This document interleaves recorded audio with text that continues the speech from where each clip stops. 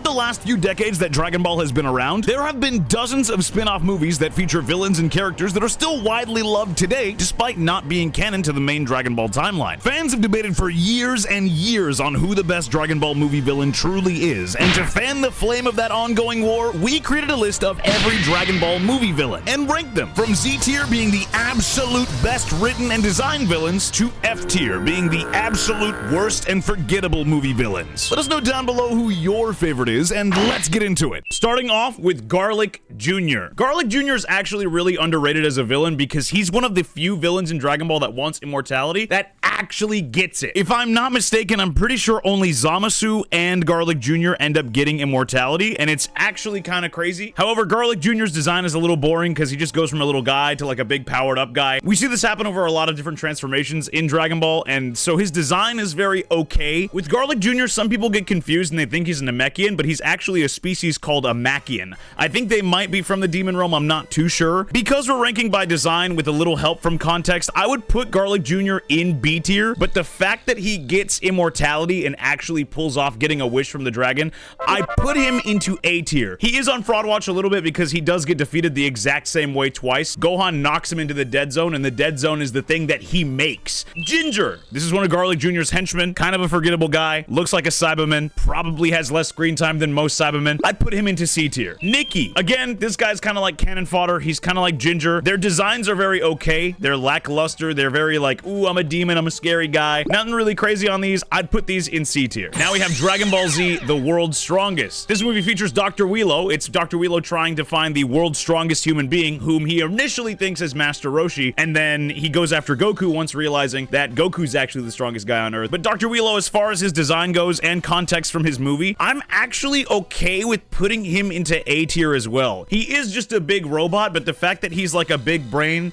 and he's like a scientist trying to take Goku's body, it's a little more unique than just a guy that Goku has to beat up. So I could put Dr. Wheelo confidently into A tier. Dr. Kochin. He's like the main guy who's trying to aid Dr. Wheelo's efforts in taking over Goku's body. He serves a purpose, like he actually has plot relevance, so I'd put him in B tier. Kishime, Misokatsun, Ebi Furia. None of their designs really stick out to me, so I could also put these guys into C tier as well. The Biomen. I think when you initially look at these, one thing comes to mind, and it's that they look like Cybermen. But in this design, I actually think that's kind of okay. What I like about them is that they have like that brain pattern that kind of mimics what Dr. Wheelo is, because Dr. Wheelo is just like a big brain. And if you ask me if I prefer the Biomen design for Cybermen or the actual Cybermen design, I think the Biomen actually look better. I would put these into C tier for being basically ripoffs, but I actually like this design more than Cybermen, so I'd put these in B. Next, we've got Dragon Ball Z Tree of Might, which features Turles, who is one of my personal favorite Dragon Ball Z movie villains of all time. I know for the last two movies I made references to Zamasu / Goku Black, but like, I mean, come on. Turles is the actual original Goku Black. It's the Saiyan version of Goku. It's kind of like a mirror image of Goku, as in like, ooh, what if he didn't hit his head and forget about all of his Saiyan memories and actually did try to take over the Earth? But I like that the plot is not just that. The Tree of Might actually serves a purpose of like, ooh, you get almighty power if you plant this seed and eat its fruit. Like, that's really interesting. Like, yeah, Turles still does want to take over and rule things, but the fact that like he's planting this big tree, it's really wild. It's like an Adam and Eve kind of thing, like eating the forbidden fruit, which I really, really like. In a weird way, if you think about it, if you combined Garlic Jr., Dr. Wheelo, and Turles, you would get Zamasu from Dragon Ball Super, which is kind of funny to think about. As far as Turles design, I would say he has one of the best. The blue Saiyan armor is super sick. The red scouter, of course, having the even messier Goku hair. Turles also has one of my favorite moves in all of Dragon Ball, which is his kill driver, when he makes that like big web thing and he throws it at you. It's so good. It's also really fun to use in all of the Dragon Ball games. I can confidently put Turles into S tier easily. Easy S tier. The only reason I don't put him into Z tier is because he falls under that same trend that Dr. Wheelo established, where he gets removed by the Spirit Bomb. And then, of course, in the Tree of Might, we have all of Turles' little goons. We have Amand, Cacao, Dies, Raisin, and Lakasai. Amand is a former dangerous criminal who was previously arrested by the Galactic Patrol. I don't know if this is like a different Galactic Patrol that ended up swapping into something different later on, but I think that was an interesting detail. As far as his design goes, it's kind of like a rip-off Zarbon, and it's a lot less interesting. I do like that he's wearing Saiyan armor, though, so I'd put him, as far as design goes, into B tier, but like pretty low B tier. We have Cacao, who is a former bounty hunter who also works in the Turles Crusher Corps. I think out of the entire Crusher Corps, he has the actual best design. I think as far as context goes in the actual movie, he doesn't really do a whole lot, but I think as far as design goes, I'm gonna put him up into A tier. Then we have Dies. He's apparently a former prince of the Pukenpa dynasty on the planet Kabocha. I don't know what any of that means, but apparently he's former royalty and he's not a Saiyan. His design though, I do like it. I would put his into B tier as well. The Red Scouter, he's got kind of like the bluish armor. It's not quite what Turles is wearing, but I do like it still. Raisin and Lakasai. These are two unshaven ball sacks. Get them off my screen. Those go F tier. And then we've got the Dragon Ball Z Lord Slug movie featuring, you guessed it, Lord Slug. The thing with the Lord Slug movie and Lord Slug as a character is that it's basically just a retreading of Piccolo being evil back in Dragon Ball. Lord Slug comes to Earth with the intention of becoming younger by using the Dragon Balls to wish himself younger, just like Demon King Piccolo did, and then he fights Goku. Goku goes false Super Saiyan, and then because of something that's established at the beginning of the movie, Gohan starts whistling, which apparently is like a Namekian's super ultra weakness, and they're able to get the advantage on him. And then, of course, like the last two movies, Goku uses the Spirit Bomb and destroys Lord Slug, and that's basically it. It's a worse retelling of Demon King Piccolo, and I don't love that movie a whole lot except for showing false Super Saiyan, which false Super Saiyan was basically supposed to actually be Super Saiyan, but it was before Super Saiyan was established in the anime, so they kind of had to just make something up for that. So it's not really false Super Saiyan, but it is. I'd put both versions of him, both his original version and his transformed version, into solid B tier. Not bad, but very mid tier, you know what I mean? Very mid-line. And then we have all of Lord Slug's henchmen from what is known as the Slug Demon Clan, and all of these guys are even more forgettable than Slug himself. Angela, don't really remember him, and his design's very okay. He kind of looks like someone you would see in the Otherworld tournament during the end of Dragon Ball Z. We have Wings, who kind of looks like a combination of Tambourine and Drum from Dragon Ball, except he's orange now. Kind of forgettable, doesn't really do a whole lot in the movie. I'd put him in C tier as well. Meta Matcha, that thing is ugly as hell. Get it off my screen.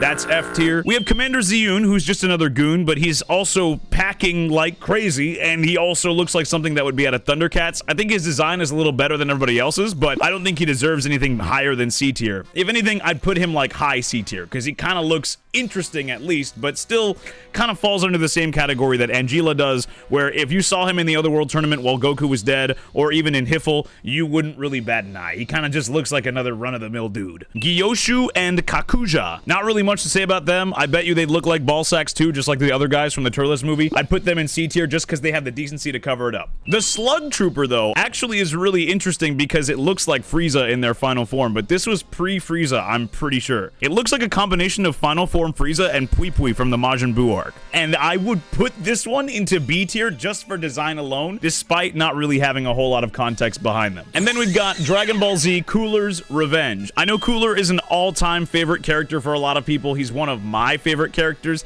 As far as his base design goes, he's like another version of Frieza, but I actually like his color design more than I like Frieza's. What's cool about Cooler, no pun intended, is that if you look at Black Frieza from the most recent Dragon Ball Super arc, Black Frieza actually takes a lot of design choices from Cooler. Like having the white torso and then like the darker color on the arms and the rest of the limbs. I think it would be really cool if Frieza went in the direction of Cooler and had that final form in Super. I also think Cooler himself should be canonized himself. I think Cooler coming after Goku for having killed his brother is a cool idea, so I would put Cooler confidently into S tier. Now, as far as Cooler's final form, I would argue this is one of the best designs for any Dragon Ball villain ever, and it's such a shame that Cooler is not canon. I really want this form to be canonized somehow, some way, either given to Frieza or by reintroducing Cooler into the canon like they did with Broly. This design, the movie itself, the fights, and the music from this movie are all so good. It's all so well done. I have to put this one in Z tier because this is such a good design, man. This movie also uses metal and rock songs from like Deftones, and for a lot of people, it's what they remember about it, especially like that final scene. It's just so good. Salza, he's like space French or something like that. I don't know why he's French, but his design kind of pisses me off. The fact that he has one shoulder pad and not another one, it makes me so, I don't know why it makes me so mad. I would judge him fairly based on the rest of his design and what he actually does in the movie, but that one shoulder pad is actually pissing me off off so bad now that I'm thinking about it more that I'm putting it in F tier and I'm not even worried about it. I'm not even gonna apologize. It's F tier. Who do you think you are? I don't want to fit in. I'm not like you guys. Oh, the rest of you guys having 2 shoulder pads on the Saiyan armor? Oh, no, not me. I'm now realizing that all of Cooler's henchmen have 1 shoulder pad. Knees and Dore also have the exact same thing. And now my day's been ruined, dude. These guys are going F tier, man. You're going F tier for having your 1 bullshit shoulder pad. Actually get out of my face and get into F tier. And now we move on to the Return of Cooler. The Return of Cooler is actually my personal favorite Dragon Ball Z movie. As it turns out, Cooler, after being blasted into the sun, combined with this piece of tech known as the Big Getty Star, which is like this big planet absorber that kind of sets down on New Namek and uses New Namek as a power source to fuel all of its robots, to fuel its like factory of just making things. It makes a bunch of these Cyclops guards. It makes all of the Meta Coolers, which is what Cooler turns into. The Meta Cooler core itself is actually a cool idea. Something I didn't mention earlier with the last Cooler movie is that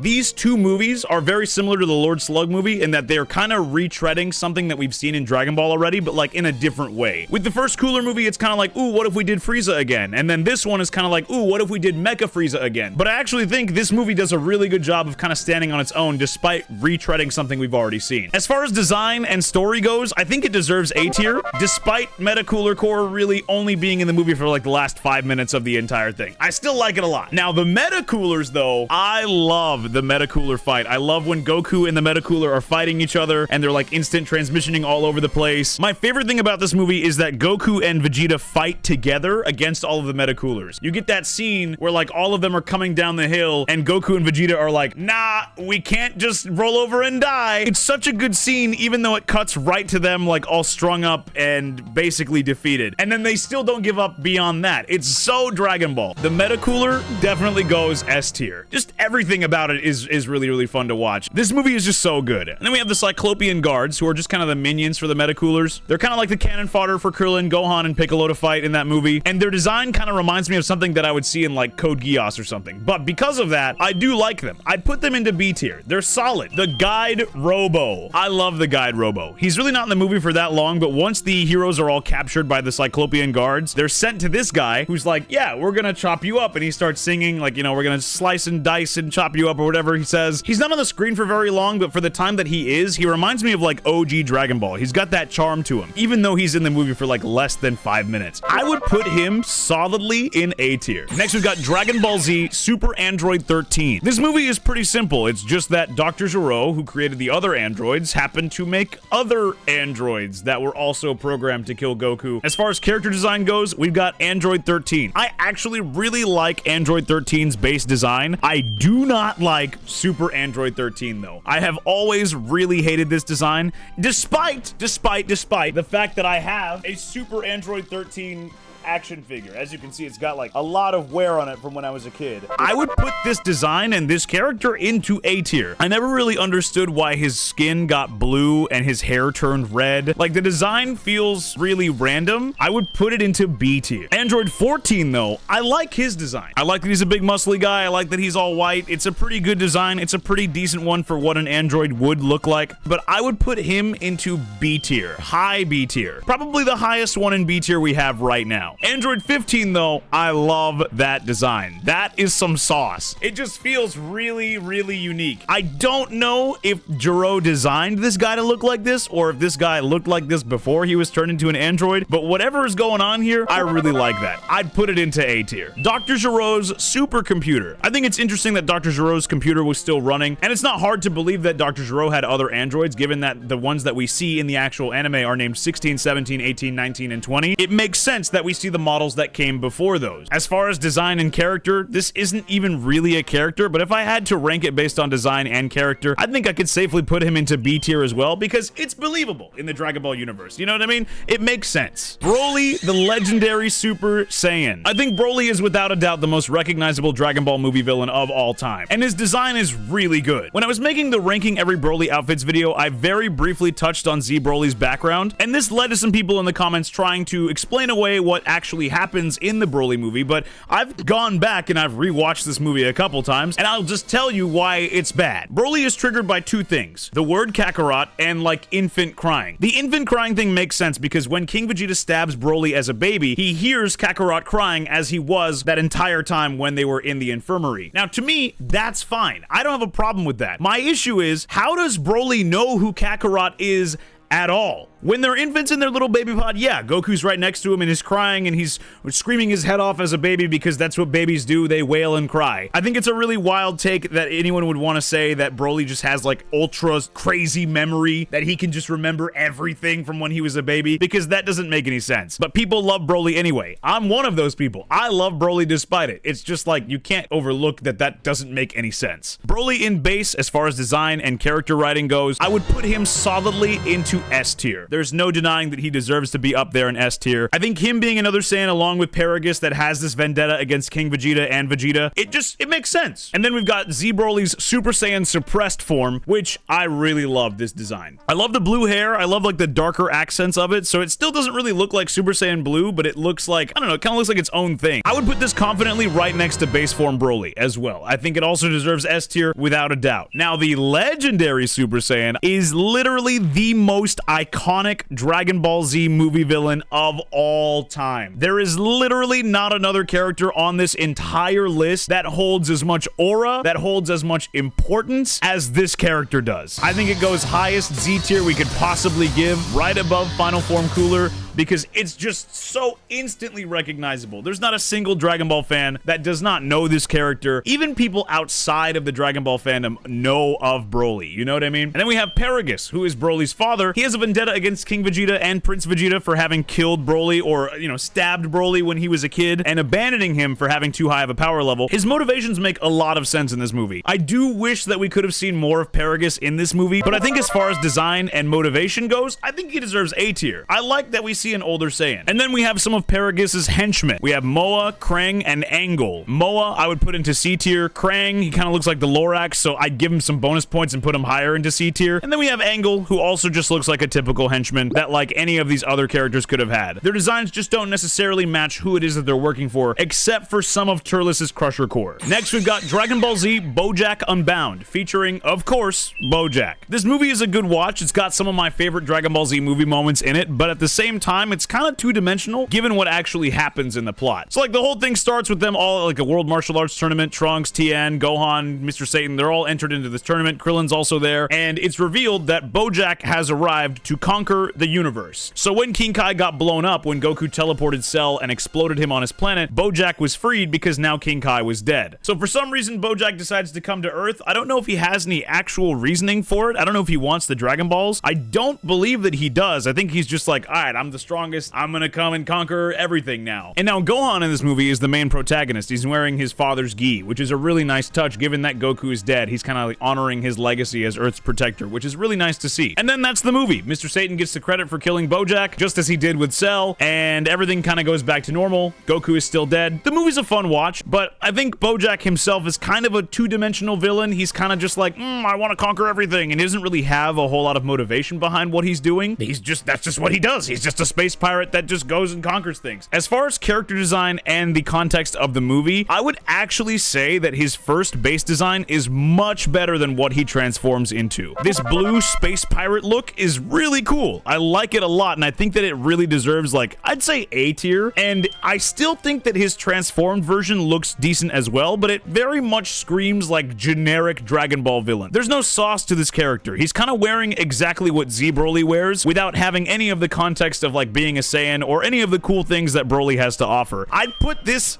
into like high B tier. Even though this is his transformed version, I still don't think it's better than his base, which is rare with Dragon Ball transformations. And then we have all of BoJack's minions. The thing about his minions is that there's like a synergy with all of their designs, which I really do appreciate it. Beto kind of reminds me of Oob with his hairstyle and like the vest, the baggy pants, and the boots. I think overall, I like this character design. I'd say he probably goes like B tier. Bujin looks like something straight out of Dragon Ball GT. I don't think he deserves like like B tier or midway tier, but I'd put him high C tier. He's like almost up there. Zangya, I love this design, and it's not just because I'm a gooner, it's not just because I'm a deviant, okay? It's not because of that. I think her hair actually looks really, really sick, and I wish more characters in Dragon Ball had hair like this, instead of it being like the traditional down look or like the, you know, the bang cut look like most women have in Dragon Ball. I would put her design into A tier. She also gets to fight like a decent amount too, which is kind of cool to see. Kogu, this design is actually so sauced. This looks like a Xenoverse OC, but like in the best way possible. I think this design also goes solid A tier as well. And now we have Dragon Ball Z Broly Second Coming. This movie is kinda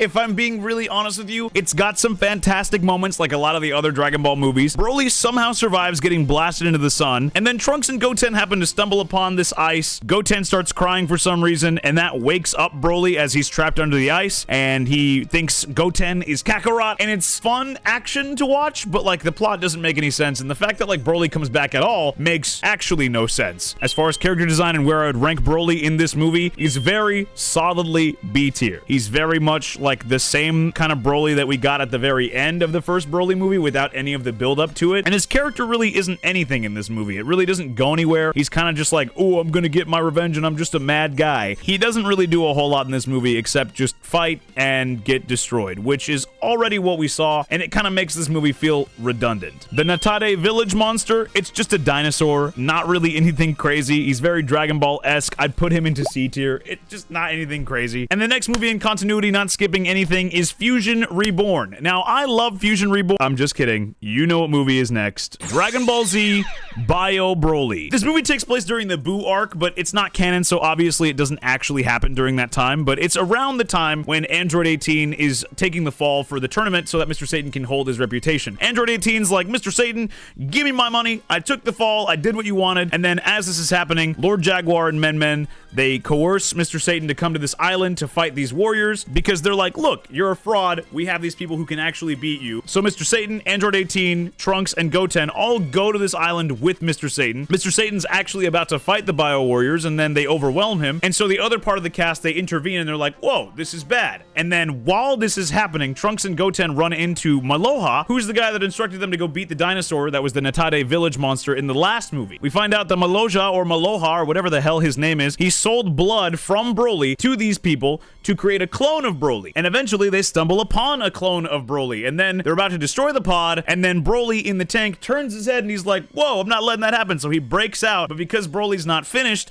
I think like goop gets poured on him, or he's maybe just not finished or whatever. He becomes this big amalgamation of goop and slop, and he's got his little Super Saiyan points coming out of the goop, and there's Bio Warriors, and the movie just sucks ass, and I hate talking about it because it's so bad and I wish it didn't exist. And so with that said, there's no room on this tier list for these characters. I have to make several new brackets for these characters. I'm adding so many rows below that like it's not even on the same list. I should make a separate tier list just for Bio Broly because it's this bad. As you can see, we have Z tier, S tier, A tier, B tier, C tier, F tier, and then way down here, I've created a new tier called the Depths of Hell, specifically for this movie and every character that is in it. Bio Broly, of course, goes first. Lord Jaguar, f you. Men Men, suck my ass.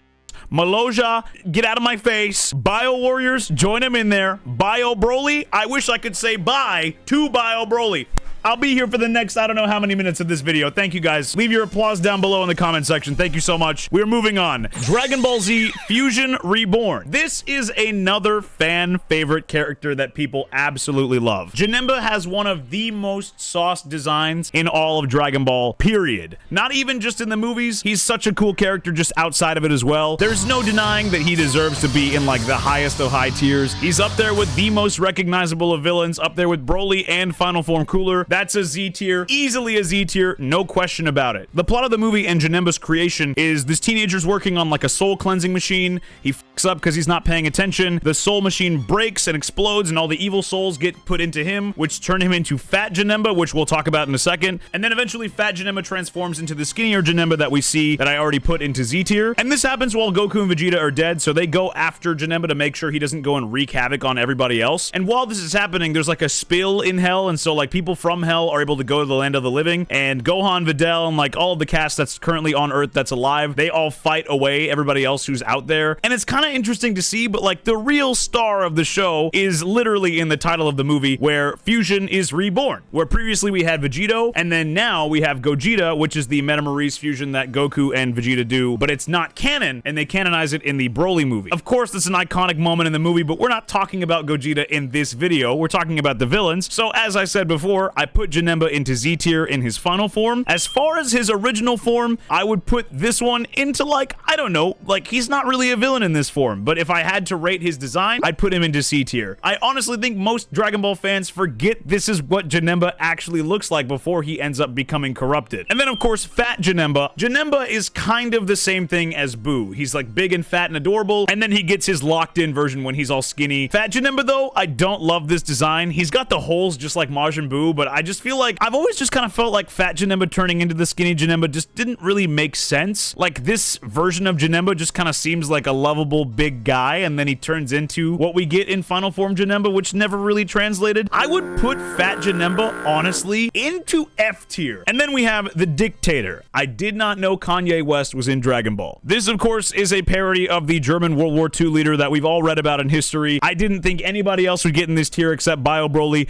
but of course, this has to go into the depths of hell. It's just where he belongs. Inhabitants of Hell. I feel like it's only fitting to put the inhabitants of hell in the depths of hell. But if we're judging by what these villains actually do in this movie, it's kind of cool to see some of our old villains return, like Frieza and Cell. I would put these guys in like a solid A tier, because it's a cool little thing to see them come back. Fusion Reborn ends with Gogeta using the Stardust Breaker, which is like one of the most iconic moves in any Dragon Ball movie ever. And Janemba returns back to his like little ogre form. All of the inhabitants of hell return to hell, and everything kind of just goes back to normal. Vegeta says goodbye, Goku says goodbye, and then the movie ends. That movie is very good. It's beloved by a lot of people. Next, we have Dragon Ball Z Wrath of the Dragon, which the main antagonist is Hirudegarn, aka the big old cockroach. The plot of this movie is that somewhere in the most southern part of the universe, these wizards create this big monster cockroach guy named Hirudegarn. There's this big war on this planet, and Tapion and his brother decide to take the sacrifice to seal themselves away while also sealing parts of Hirudegarn within them. And so the two of them seal themselves away in these two music boxes, and they're separated on either side of the universe. So this guy named Hoi, who is related to some of the wizards who created Hirudegarn to begin with, he takes the box that Tapion is sealed in to Earth, and he tells all the Z fighters, if you don't unleash Tapion, it could mean great peril for the world. So of course, because none of the Z fighters have any self-awareness, they're like, okay, let's open up this box. They try to brute force it at first, and when that doesn't work, they use the Dragon Balls to unseal the box, but unknowing to all of the Z fighters, that also brings out one half of Hirudegarn. So then at some point, the other half of Hirudegarn is also released, so then the entire monster is now just wreaking havoc on Earth. Everybody tries fighting it, and then of course it ends. Goku powers up to Super Saiyan 3, uses his Dragon Fist, and then boom, the movie's over. But not before Tapion gives Trunks his sword, which is a really nice nod, because it's always like, how did Trunks get his sword when he comes from the future? But it's a little messy when you think about it, but you know, we're not really concerned about that. It's just kind of a cool moment. As far as design and plot goes, I think Hirudegarn's design is actually pretty decent, but I think what really elevates him as a character, or just elevates this movie in general, is the lore that we get with Tapion and his brother sealing him away. The little extra bits that we get about that are really, really interesting to learn about. I would put Hirudegarn in probably like a solid A tier. And then we have Hoi. He really doesn't do a whole lot, but he is plot relevant. I'd put him in solid B tier. And next up, we have Dragon Ball Z Battle of Gods. Yes, it is called Dragon Ball Z Battle of Gods. It wasn't Dragon Ball Super yet at this point. This movie will always hold a special place in my heart because I was a Dragon Ball fan growing up, and for a long time, I didn't think Dragon Ball would ever come back. Like, I kind of always assumed it was just over. I was like the most excited I've ever been for like a piece of media in a long time, dude. It was like, yo, it's coming home, you know what I mean? Like, this is, we're so back, you know? That's exactly how I felt. As far as the movie goes, Beerus is the main antagonist, and I think most people will agree Battle of Gods is a really good movie. Like, it feels like we're just slipping the shoe back on with Dragon Ball. Like, Beerus feels like he fits right in with Dragon Ball Z, which I love. I also love that Beerus is not necessarily an antagonist. He's more just a force that Goku feels like he needs to be on par with, which is a really nice change of pace that Super introduces. Some might disagree with this, but I think Beerus 100% deserves Z tier because he was like the indicator that Dragon Ball was so back. That, and I just love Beerus as a character. I think his design is amazing, and I think he just fits in with what Dragon Ball Z had already been at this point. This movie kind of reestablishes everything that we know from Dragon Ball Z because it's been so long since the show had aired. But the plot of this movie is that Beerus wakes up after a long period of slumber. He comes to Earth wanting to fight a Super Saiyan God after hearing that Frieza has been defeated. Goku and others learn how to become a Super Saiyan God. Goku Goku becomes a Super Saiyan God. He fights Beerus. Beerus obviously has the advantage over him. It kind of ends after Beerus is satisfied with the match, and it goes into what we now know as Super. It's kind of like a soft launch for Super, and then Super retreads all of these events as well. This was one of those movies that you just like really had to be there for, because it really truly was,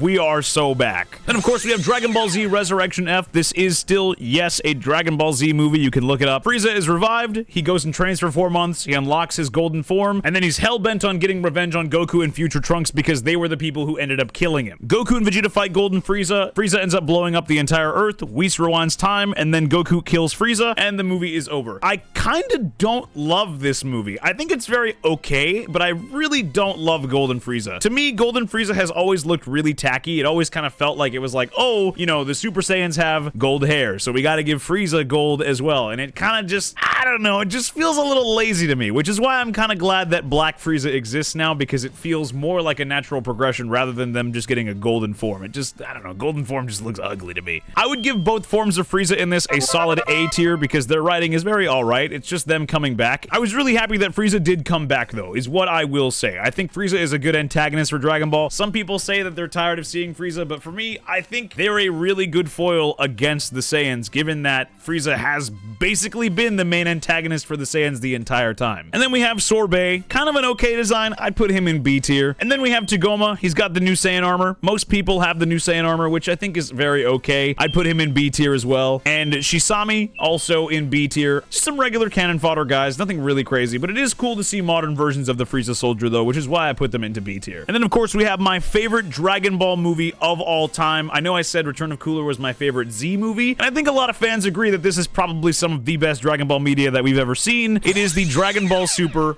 Broly movie. At the beginning of this movie, we see Frieza take over from King Cold. Broly is sent to Vampa. He's reintroduced as a whole new character than he was in Z. And I must say, I cannot stress this enough, Super Broly is so much better than the way he's presented in Z. Because they give him some real depth. They give him some real character, and they give him some real heart. Like, you understand why he's fighting. You get why the things are happening in this movie. Like, with Super Broly, you can't help but sympathize with him. You understand why the plot is taking the shape that it is, and it's just really nice to see. He's sent off the planet to eventually be killed, and then his father goes after him. They get stranded on Vampa, and they're there for like the next, I don't know how many years. Broly grows up with only knowing his father, and then eventually the Frieza Force finds Broly and Paragus. They are recruited and then taken to Earth to be used as tools to defeat Goku and Vegeta. They end up fighting. Goku and Vegeta end up fusing. Paragus is also reintroduced in this movie. Frieza kills him to make Broly turn Super Saiyan. There's a big clash between Gogeta and Broly, which eventually Gogeta wins, but instead Chile takes the Dragon Balls and wishes for Broly to be sent back to Vampa so that Gogeta doesn't kill Broly. So at the very end, after Gogeta defuses, Goku visits Broly on Vampa and says, hey, I'd like to train with you, like we can spar together and all these things, and they kind of become friends. It's a really, really good movie. It's so well animated. I would argue to say it is the most well animated piece of Dragon Ball media ever made, even beyond what we see in Daima. It is so ridiculously good. Broly as a character in this movie though, 100% Z tier. 100% Z tier. So well written. It's the type of writing that I want to keep seeing in Dragon Ball. I love it so much. I think it 100% deserves Z tier for sure. Frieza in this movie, I really, really like. I think it's really interesting to see Frieza taking over from King Cold and like how that whole thing evolves. I don't know why Frieza's completely naked in this movie, but either way, it still works. I think Frieza definitely deserves S tier in this movie for the way that they're written so callously. Like, it feeds directly into them destroying the entire planet, feeds directly into what happens with Namek, and it just sets up Frieza as more of an unlikable villain. It really just juices up what we already know about Frieza without tarnishing anything that's already been pre-established. Berry Blue. Nothing crazy about this character really, but they do sass Frieza a little bit, which I like, so I'd put them up into B tier for that. Kikono. Kind of a forgettable guy. He's like a little splingus. I think just the way that his design is though, I can't help but like him because he just looks really dumb, but like I kind of like that. I'd put him in B tier as well. Paragus. Of course, Paragus is reintroduced like I said. He definitely deserves to be in at least A tier up with his counterpart in Z, because I think it's really nice seeing an older version of a Saiyan, especially one that's like been war-torn like this. Paragus also doesn't transform into Super Saiyan, which is kind of nice. I'm kind of glad they didn't do that. Like, it's really nice that Paragus and Broly both don't know what Super Saiyan is until they get into battle. battle. Next up, we have Dragon Ball Super Superhero. The plot of Superhero is the Red Ribbon Army kind of resurging itself. They create Cell Max and they create the Gammas. They've been in hiding after all this time. They've been developing Red Pharmaceuticals, which is like their cover. Magenta is the son of Commander Red from Dragon Ball, and he's like, I'm gonna remake the Red Ribbon Army. So he hires people to create the Gammas, and they are released to go wreak havoc. Gohan turns beast after getting knocked out. He uses a special beam cannon to punch a hole through Cell Max, and then that's the end of the movie. There's a whole bunch of little lore that's dropped throughout this movie, and it's definitely worth the watch if you have not seen it. Despite the 3D animation, which I didn't love at first, but I've kind of grown to love it nowadays. Cell Max, though, I don't love Cell Max. If I'm being really, really honest with you, I think Cell Max is okay as a villain. I really, really do hate that they're retreading the whole Cell thing and Gohan transforming thing. I don't mind Gohan getting a beast form, but I do think it's a little contrived that they're kind of repeating the same story beats with the same characters, because I think Gohan deserves a little more depth than just repeating his arc with Cell, but as an adult. You know what I mean? I actually would put Cell Max in C tier. I just don't love him. I'm gonna be real with you. He's very one note. It's not Cell, but it still is Cell, and it's also second form Cell, and he's just big. Dare I say, he feels a little bit like Bio Broly. Don't get me wrong, like I said, I love Beast Gohan, but it's something about that red Cell that just doesn't do it for me. And then we have Magenta. I like Magenta because he brings back that OG Dragon Ball vibe in a way that, like, makes sense. Like, bringing back the Red Ribbon Army, that makes sense. Like, getting revenge for your father, that makes sense. I just think that, like, him bringing about Cell Max is like, okay, dude, all right, we're already retreading the Red Ribbon Army. We kind of already did that in the Android and Cell arc. I think Magenta deserves a solid A tier for kind of bringing back that OG vibe. Then we've got Carmine, who looks like a JoJo's character. I'd put him in B tier. Then we got Dr. Hedo. This is literally Kid Gru, but in Dragon Ball. Like, tell me that doesn't look just like him. Even though he's kind of silly looking, I do like him though. I like that he's like dressing up as a superhero and he thinks he's doing the right thing or whatever. I'd put him in A tier as well next to Magenta. I think he's a good antagonist in the way that he's not like super serious, but like he still holds plot relevance, but not at the expense of him as a character, which I think is good.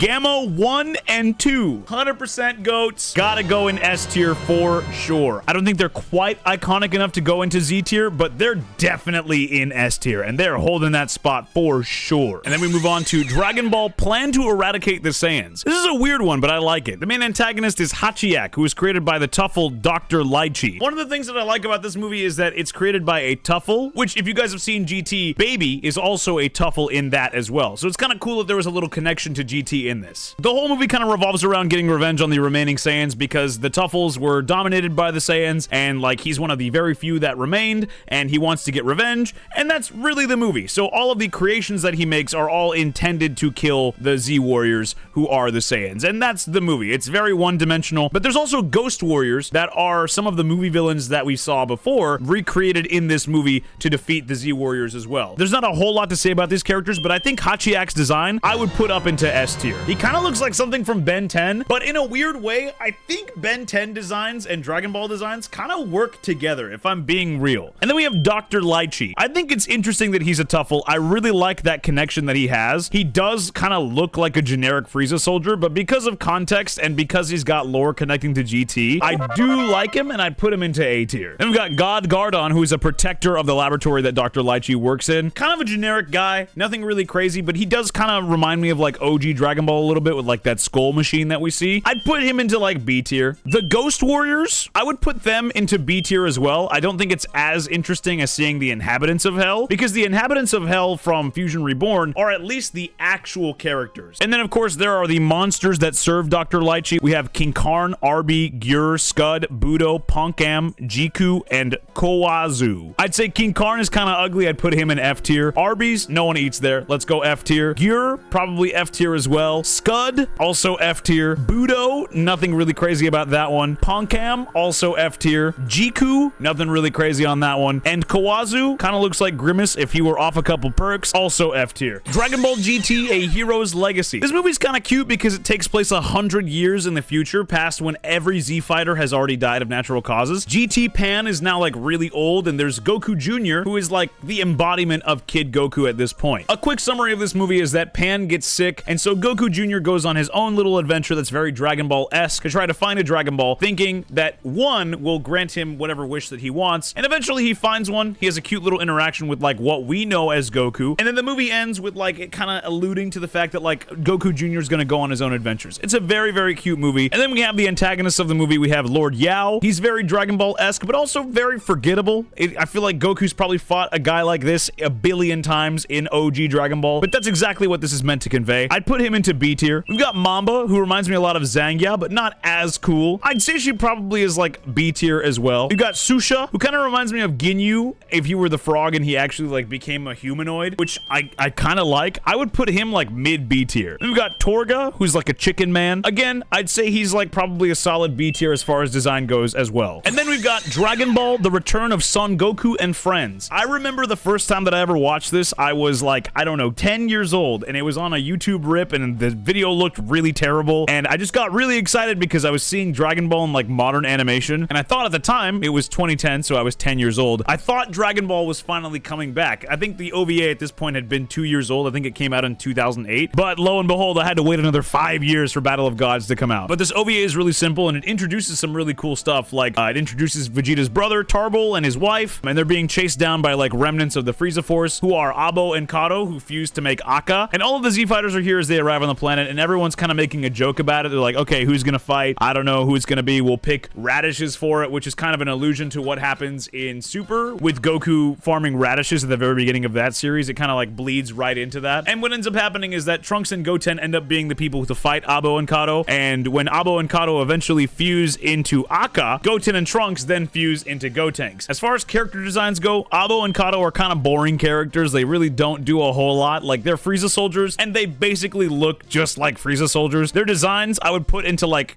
I'd probably put them into like C tier. Their fusion, though, kind of reminds me of like a different version of Dodoria, which I guess is cooler to look at than the other ones, but I think I'd only bump it up 1 tier by putting Akka, which is the fusion of them two together, into B tier. And then we've got Dragon Ball Episode of Bardock. The plot of this one is that when Frieza kills Bardock and the rest of Planet Vegeta, he's sent back in time and fights an ancestor of Frieza. And while this happens, Bardock turns into a Super Saiyan, which is really cool to see, but it's also just like, wait, what the hell's going on a lot of the time? If I'm not mistaken, Bardock technically goes back in time and he turns Super Saiyan, and he ends up becoming the legendary Super Saiyan that's in all of the myths that everybody talks about. Obviously, this isn't canon, but it's a really fun watch if you've never seen it. As far as the villains go in this, though, and where I'd rank them, Chilled is the ancestor of Frieza, and I actually really like their character. I would put them up in A tier next to actual Frieza from Resurrection F as well. And then we've got Tubi and Kabira. These guys have very unique designs. I like Tubi, even though he's named after a streaming service that like no one uses. Design-wise, I would put him up into A tier. I love the way that this looks. In a weird way, he almost reminds me of like Mega Man. We've got Kabira. I don't love this one as much. He still kind of looks like a Cyberman. I would put him into like mid B tier. Then we've got the Dream 9, Toriko, and One Piece and Dragon Ball Z Super Collaboration Special. Yes, that is exactly what it is called. The main antagonist of this is Akami, which is a massive energy-draining sea creature. Kind of just a generic big monster thing that they have to fight. I would put him into like C tier just because it's really not that interesting. And then, of course, we have Dragon Ball Evolution. The two antagonists of this movie, we have Mai and Lord Piccolo. You know where these go already, man. If you haven't seen this movie, don't watch it. I'm telling you, don't watch it. The depths of hell to both of them. And then we're going back to OG Dragon Ball with some of the first Dragon Ball movies ever made with Dragon Ball Curse of the Blood Rubies. I just recently rewatched this movie on Patreon. I'm going through every single Dragon Ball movie that's ever been made, so everything you see on this list, I'm eventually going to watch on Patreon. If you haven't checked us out over there, it's only $3 to subscribe. And while rewatching, I will say the Dragon Ball movies aren't talked about ever, but I understand why they're not talked about ever. They're very, very okay. In Curse of the Blood Rubies, there's King Gurumis, who's got this insatiable hunger, and so he wants to gather the Dragon Balls so he can cure his hunger, and he's got some guys who go after the Dragon Balls for him, who are named Bongo and Pasta, and that's really the entire plot of the movie. King Gurumis never gets away with it, and I think he gets defeated at the very end of the movie, but I think King Gurumis wanting to use the Dragon Balls for something other than immortality or conquering the world is kind of interesting. His design is very Dragon Ball-esque, as you would imagine from a Dragon Ball movie, but I would put him into like B tier for his intentions and what he does in the plot, given that he has interesting intentions compared to a lot of other people when it comes down to the Dragon Balls. Bongo and Pasta, though, very forgettable characters. I would put them probably into like C tier, but very low C tier because they're just humans that don't really do do a whole lot, and that's about it. Then we've got Sleeping Princess in Devil's Castle. The plot of it is that Lucifer, who is basically a vampire, wants to use the Sleeping Princess gem or orb and put it into the Devil Castle cannon to blow up the sun to make the world eternally dark, which is weird for a Dragon Ball movie. There's a 1980s movie called Wizards, and this movie felt like it took direct inspiration from that movie. Like, almost exactly. Like, if you were to watch them side by side, you would definitely see what I'm talking about. Lucifer, with his character design, though, I kind of like the hair. He kind of reminds me of like a Goku Black, like the earliest version of Goku Black. For having unique intentions and for having like a cool character design, I actually would put him into like very, very high B tier.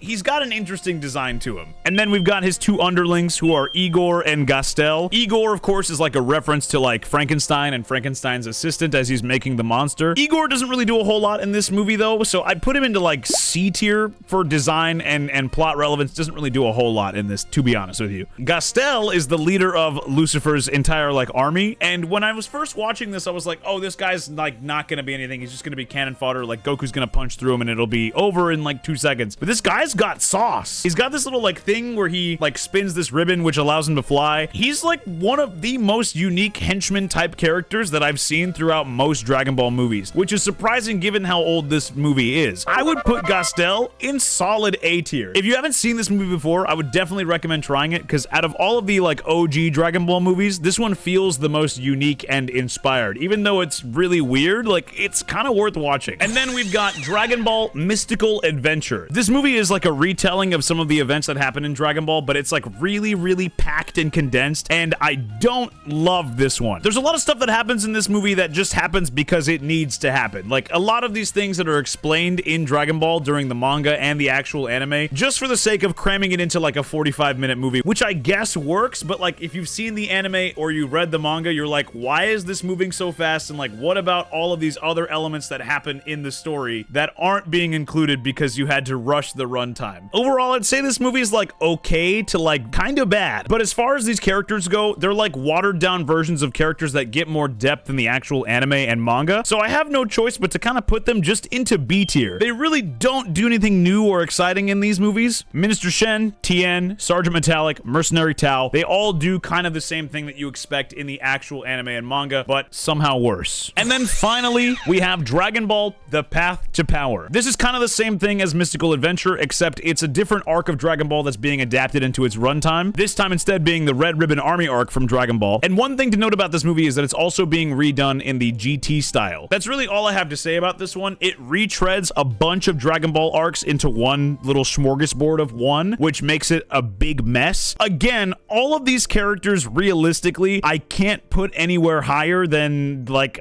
B tier. But I think with this one, it's even more of a mess because some of these characters are good, but they're written so quickly that you don't really get to interact with them or see them that long. I'd put Commander Red into B tier. Colonel Violet, she's kind of a baddie, so I'd put her higher B tier. General Blue, B tier for sure. General White, kind of forgettable, but also B tier. Major Metallitron, he got upgraded from a sergeant, I guess. I'd put him into B tier. Staff Officer Black, same thing, B tier. And then finally, Ader. He's not really a villain. He's, you know, an ally. We all love Ader. I would put Ader, you know, he's kind of goated. I'd put him in A tier. With that, we have every single Dragon Ball movie villain ranked, from Z tier being the absolute best to F tier being the absolute worst, and we don't talk about what's even further beyond down that. Let me know what you think about my ranking. Where would you rank these? And most importantly, who is your favorite Dragon Ball movie villain? I would love to know. I would love to discuss with you guys about any of these movies in the comments. Don't forget to like and subscribe for more Dragon Ball ranking videos or more anime ranking videos. I'm always down to rank other things, but let me know what you want to see ranked next. I will see you guys in the next video. Thank you so much.